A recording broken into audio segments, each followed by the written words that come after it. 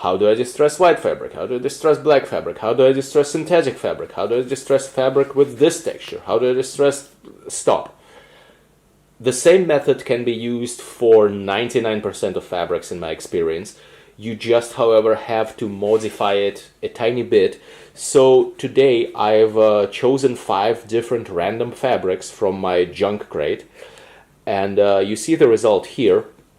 And in this video I'm going to show you how I did that in real time with commentary. And I will give you better things to think about rather than is it 13% elastan or is it 14% elastan? Oh my god, such a dramatic change. How do I distress it now?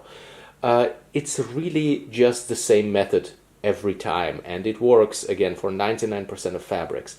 So enjoy the video, and hopefully by the end of it you will be making some actual progress instead of obsessing about irrelevant detail, and we'll be able to use some interesting tricks that I'm about to show you. Okay, so we have our different fabrics here, and we have our dense shoe brush. I have made a separate video about this. I will not cover it in more detail. Well, there is not a lot of detail to it. It's awesome. I use a protective glove when using it so I don't scrape myself accidentally because it hurts. I can dose very finely with this or go full berserk depending on what I need. So I can handle a very tender fabric like this with this. And I can also handle a bit more sturdy fabric with this, and it's the best distressing tool ever. And I'm just gonna go a bit berserk on this right now.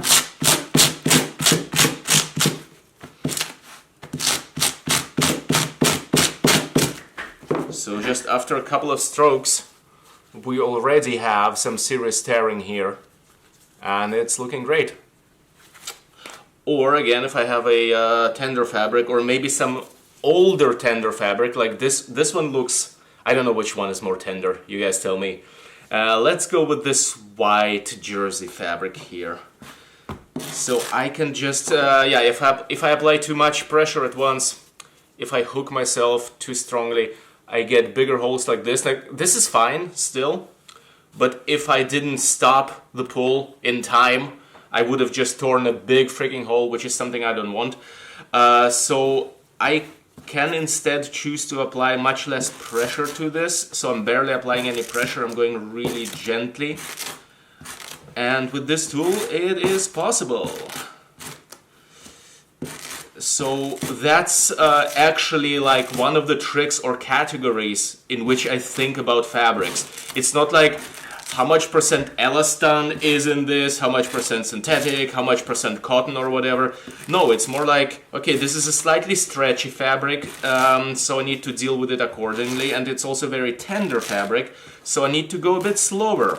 And if I go a bit slower, I know you cannot see a lot right now. I'm gonna show it to you like this. So we get a result like that. Let me spread it out. Something like this. Right, which is looking pretty good. Maybe if I change the camera a bit, you can see it better because it's white. Yeah, so this is looking pretty good, especially when we combine it later with some paint. But right now, I'm going to show you what happens if I do not consider this category of fabric as a tender fabric and just go berserk. Watch this. Not what we wanted, right? The same power of stroke here. Barely does anything. I need to repeat it a bunch of times in order to achieve a result at all. So think of your fabrics in terms of mechanical distressing as tender or not tender, and stretchy and non-stretchy, because stretchy is also kind of harder to work with. Like this here doesn't stretch. I can see immediate effect. It just it's just a very direct kind of work, while here it stretches when I hook into it with the brush, and it's kind of like, yeah, I also feel it tear, but it's just way harder to control. Which is why for this kind of thing I would consider, for example, hammer distressing. I don't have a big other plate now, so I'm gonna use just 2 hammers. This one is like, this one is gonna be an anvil for now, and I'm just gonna do this. Just very gently. And then you already see that we have some holes forming right in there. Or maybe you can't see because my camera is just refusing to cooperate with me. But after hammering, I will just rub it a bit and you know, touch it a bit. And there we have some holes in there. And this does not risk just tearing it off immediately, unless, again, you overdo it. So the takeaway point is, for fabrics that are kind of more tricky, finicky, tender, and will just tear, just apply more a more tender approach to them. That's it. So let's go ahead and finish this one off using some paint. So I just have an undiluted black fabric paint here. It's just the same process every time. For fabrics, I use fabric paint. In case it really needs to stay there, I will do the finishing pass with like an iron on them to fixate the paint, but usually like 90% of the time I don't, because usually this stuff is not going to be washed or washed that aggressively anyway, and it's kind of like an organic thing that kind of lives and loses some, gains some as it's being used. So the secret here is, ideally I would have diluted paint for this. The secret here, especially on white fabric or bright fabric, yes, you want some black on it, but you like this is the maximum that you actually want in terms of pure black. Or well, I'm going to clean my hands off with it a lot, or fully now, so I just don't have any more on my hands. But this is it. Like, you don't want any more black on white fabric, right? Otherwise it just looks painted and splotched, and you want just a bit of that. I've talked about it in the biggest mistake in weathering video, or whatever it was. What you want instead is, well, some diluted black paint, which I don't have right now, or just use some of this brown. You can mix it yourself. Maybe you're lucky and find already a great shade of brown or sandish tone that fits the fabric. And with this, again, I'm just gently touching it. I'm trying not to wipe it aggressively. White is kind of unforgiving because everything sticks to it immediately. So we have something like this now. And yeah, this used to be white, but actually I'm noticing right now in real time I cannot get away without diluting the paint a bit. So I have a tiny bit of water in here, maybe like up until here. I don't measure anything, I don't like obsess over it. And then I just add a couple of drops here. This is going to be a very diluted paint right now. And I'm just going to shake it a bit. It's enough. And let's see what we have. I'm going to use this sponge here. Just a dishwashing sponge. And now I have kind of a watery mix on the sponge in my hands of this brown and this black. And I'm going to use that on the fabric. What it avoids is this splotchy, just paint wiped off look, because a lot of times, realistically, all the grime and stuff, it kind of dissipates, and there are a lot of, let's say, shades of gray. Yeah, this looks kind of better. Not only did we add a couple of strong splotches, but we also have a base layer of not so aggressive, kind of half tones, half opacity. Those of you who use Photoshop, for example, will know if you just put a layer on half opacity, or like 30% of opacity. Yeah, so this is it. This is our white fabric. Is it still recognizable as white or used to be white? I would say yes, but it is very aggressively wastelanded now. And I could have done a better job in terms of those halftones. This, however, looks good enough, I'd say, for most purposes. So yeah, this is our white. Let's go ahead and continue with this one. Now, we can apply some hammer distressing. Again, ideally you'd have like a bigger surface to put it on, but I'm just gonna do like this here. So I'm gonna... Watch out not to smack your fingers. And as you see, I'm not even applying a lot of force, and as you also see, nothing happened yet except there are some slight discolorations here. But once I ever so slightly, let's not even take the dense shoe brush, let's take the simple wire brush. Once I do this with the wire brush, nope, never mind that, using the dense shoe brush again. Okay, this is good because you see me fail in real time. I'm okay with that, and in fact it shows that one of the things that people get wrong about what I'm doing, that I have a formula for every single fabric formulation and every single color and whatever. No, I just go along and use the same methods and see how and in which percentage and in which level of brutality I can apply them. So here I need a bit more brutality. Again, watching out not to smack my fingers. Yeah, so this was a bit more aggressive. So we have right here, come on camera, don't be a dick. We have right here some hammer marks. And now let's try with this. Oh yeah. Now even messing with it a bit already starts revealing. Let's crank it up. Yeah. Already starts revealing some of those marks. And I'm gonna gently apply my nasty dense shoe brush in this direction, then in the other direction. And we see that we already have quite a bit more, and we might be, depending on where it is on the costume, we might be fine with that. But I want this edge right here, I want this to be completely shredded off. So I'm gonna go ahead and put back on my glove like this, and here we go. Not exactly the result I wanted. It kind of went along the seam instead of tearing off here, but hey, let's just go with the flow on this one. I don't like loops like this, especially if they're still sturdy, like in this case, because I can get hung up on something on the LARP. So I'm just gonna tear it completely or use scissors. We have an edge like this now, and I'm still not happy with it. Still not what I wanted it to look like.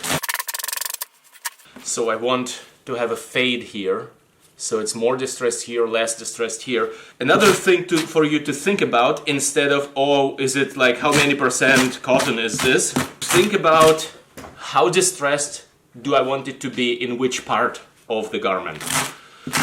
Sometimes you want some parts to be very distressed. In some other parts, for example on this edge, I don't want it to be very distressed. I'll just go like this a couple of times, and we have some distressing here and less distressing here, and that is fine.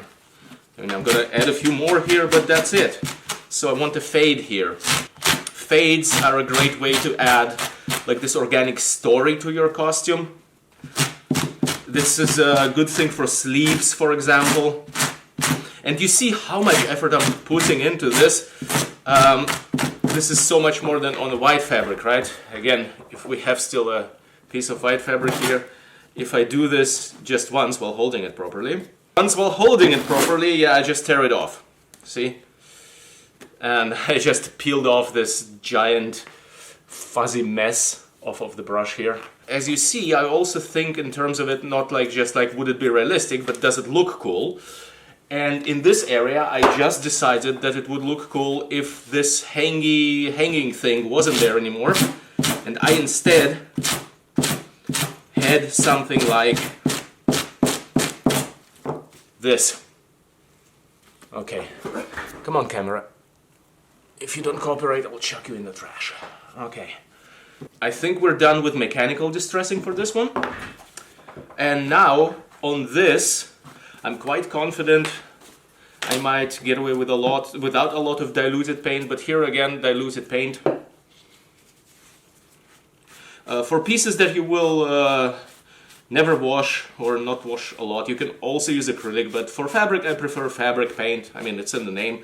And you can barely see it here because this is kind of a dark piece of fabric, and applying especially diluted black doesn't do all that much.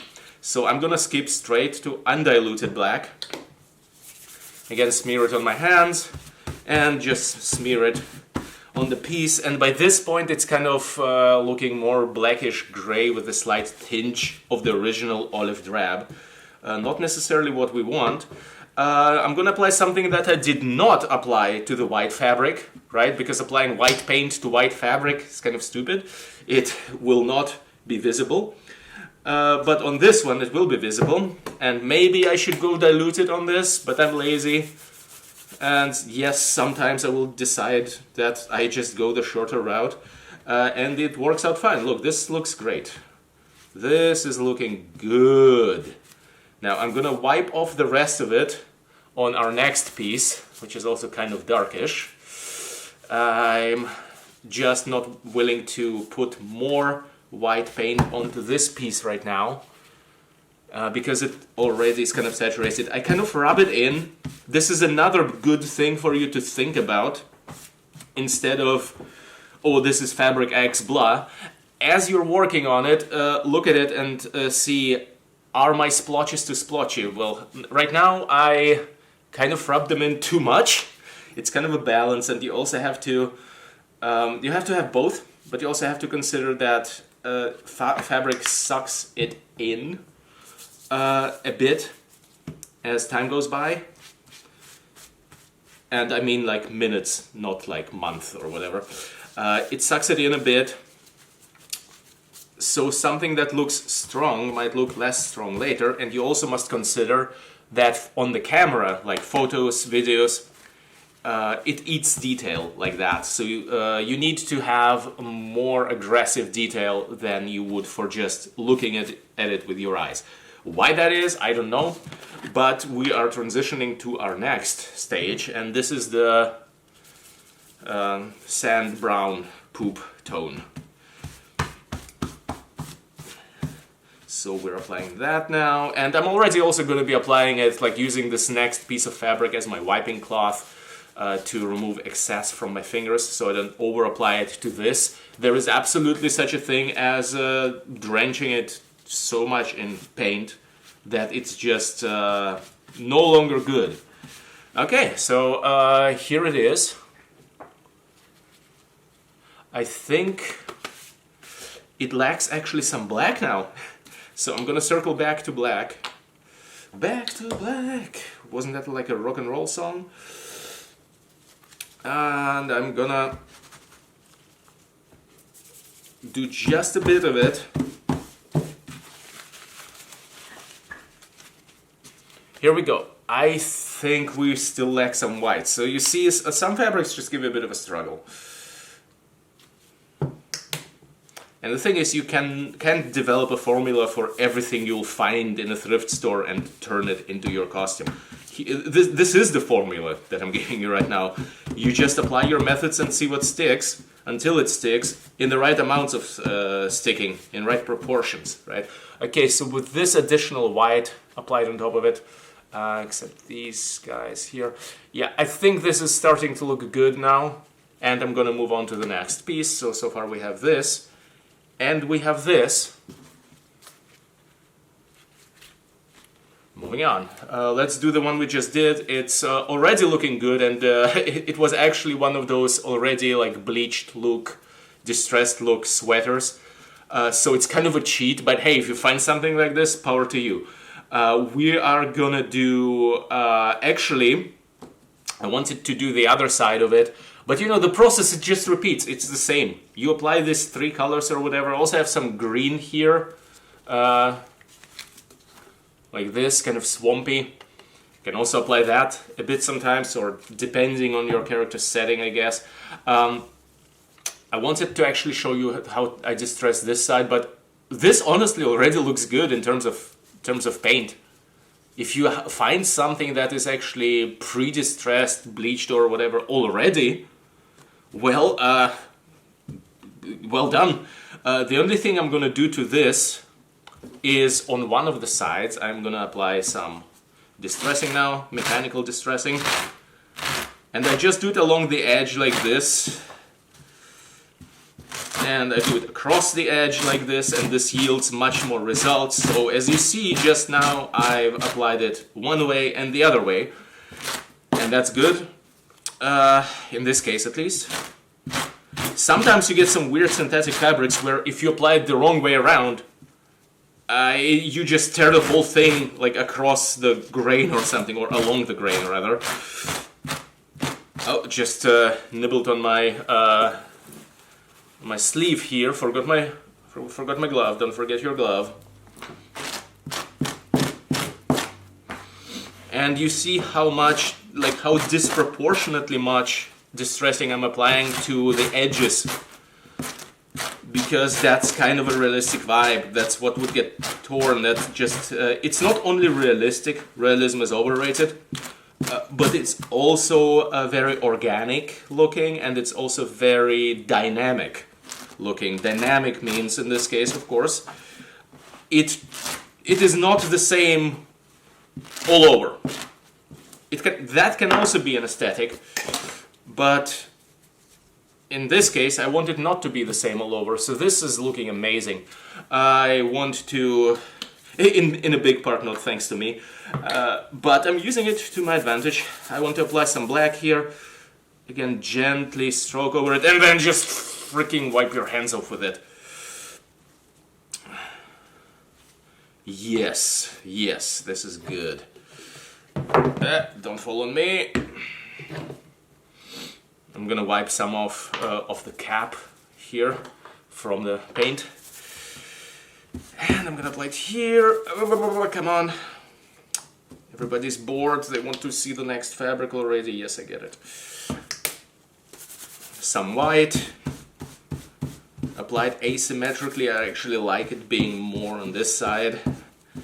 Okay, so don't forget to rub in the parts that really look like a paint splotch.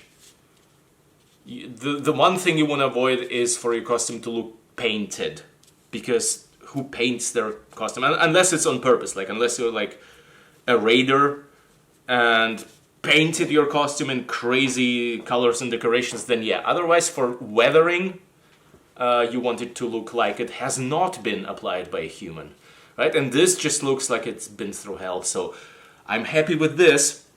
I'm gonna do this one next, and I'm just gonna speed run it now. So, glove.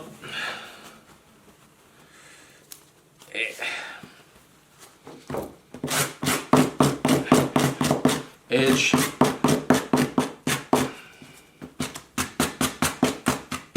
And you see that I even tore a part of the edge off. This is a very old, very tender fabric. This I would also never use for something structural on the costume itself, right? Because if you attach anything to it, it will just tear. This could be like a fluffy underlayer or something like this. See, this is too aggressive already with the tenderest amount of violence with the dense shoe brush, so I'm gonna pivot to the hammer technique. This one is one of the more difficult actually. It's not the sturdy fabrics, it's the flimsy ones that are difficult. So I'm gonna very gently apply some.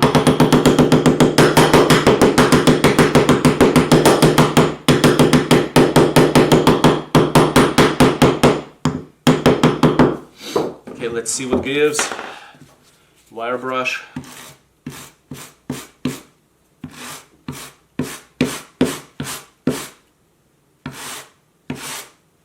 Man, this fabric is so difficult to work with.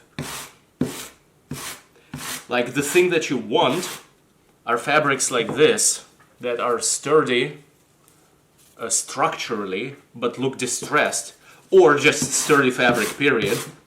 What you don't want are fabrics like this that are so old and frail they no longer can just support any amount of distressing, really. This is super difficult. I don't know if I would incorporate something this dilapidated into a costume at all, because, you know, what you don't want is half of your underlayer just tearing off. If you want to know about more things you don't want or think that you do want, I have a video on my channel about how to and where to get supplies to begin with. This one here has been sitting in my junk crate forever. And before that, in its previous life, it used to be a part of a what it's called, bed. Like it was a pillow cover. Okay, looking all right here, despite the fabric being kind of bright. I think I over-applied some dark here, so I'm gonna compensate with a couple of splotches of white.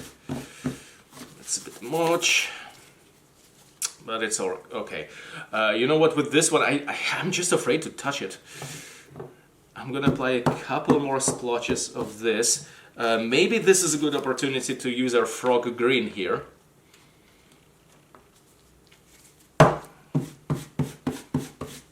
And I spread it out so it doesn't look like... using too many colors is actually bad, so it doesn't look like a kid's drawing, basically. Or like an artist's cloth that he used for wiping off paint off of brushes or whatever it is artists do. So I think I'm gonna be fine with this. Is it ideal? No. Is it good enough? Yes, especially considering how frail this fabric is. I just don't want to mess with it. And our last entry, it's kind of a fleece-like thing. So you know what, I'm just gonna start untraditionally and give it some hammering.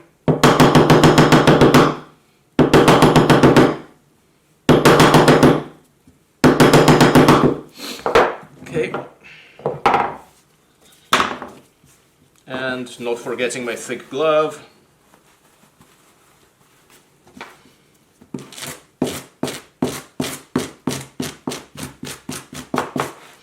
Oh yeah, this gives those nice long threads that get out of it once you start pulling.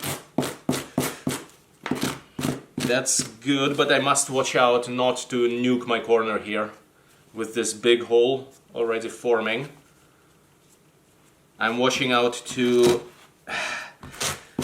kind of not tear that off, although I might want to like this, I don't know. I'm gonna be very carefully applying distressing just... here we go, we tore it off. Well, happens. What do I do when that happens? Nothing, I just move on. Such is life. Nobody expects perfection from this, so... Perfection lies in the imperfection. Which is not an excuse to design sloppy compositions. But in the case of like, is this mini corner torn off or not? Like, who knows? Who cares? Who sees? Nobody knows, nobody cares, nobody sees.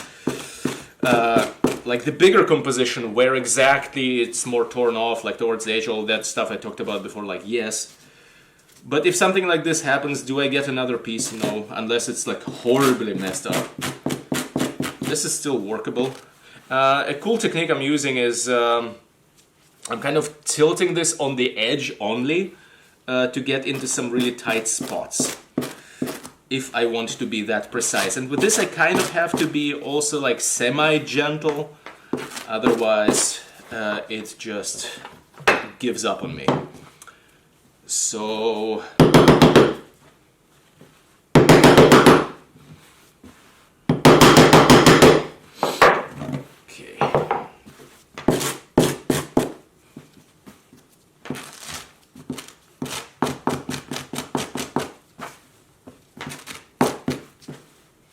Alright, I think I'm happy with this. This is also not fun to work with because it's just so... I don't like this edge. I'm gonna very carefully...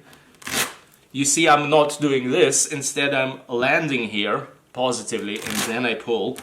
That's what I do when I'm really trying to get some minute detail like this. Okay, and now the usual procedure. Same procedure as every year. Oh no, I crapped on it with my sponge. Well, what do? I'll just do this. I'll just quickly rub it in. And this fabric sucks a lot in terms of like sucking the paint in. Ooh, this already looks great though. Like, look at that. Those holes, plus some shades of gray or black applied to it. That already, like, I could leave it like this. I could, but I won't. Instead, I'm gonna apply some more aggressive black spots, like this, like this. Let's do the other side as well, like this, like this, like this. If it's like an undergarment that flops around and that you would be able to see the underside of. I also usually, at least to some extent, apply it to the inside layer, because otherwise, once the wind comes and flips it on you, and it looks completely fresh, that just breaks the immersion. You don't need to go crazy with the inside. The inside is not that important as the outside in that case, both realistically and stylistically. But you need to apply just a bit. Just a bit is enough. Okay, and here we go with our sand tone. I'm not gonna apply too much of it, just a couple of smidges. And of course, some white. I also don't want too much white, and I already applied too much white, which is why I'm gonna go back to black. And back to diluted black. So I thought I could make this episode without using diluted black. I was wrong. Ooh, that's a big splotch. To be honest with you, it looked kind of better before I applied more of the layers. I'm gonna try and salvage it. Now, fabrics that suck so much, they are good and bad. Because on the one hand, you cannot really splotch it that easily, like with those obvious paint splotches. On the other hand, I don't know. It's also kind of difficult to make any aggressive splotches if you want them as a highlight effect. For example, I want some, let's say, on this very edge right here. But I'm just gonna lean into that and work in larger surfaces. So instead of having a tiny splotch here, tiny splotch here, now I'm just applying more of this sand-colored paint to just this corner, so we have a gradient, right? Gradients are great. You see here we have don't have a lot of distressing here, not a lot of paint, not a lot of holes, and it gets more and more distressed with both towards the side. So let's put our fabrics all side by side.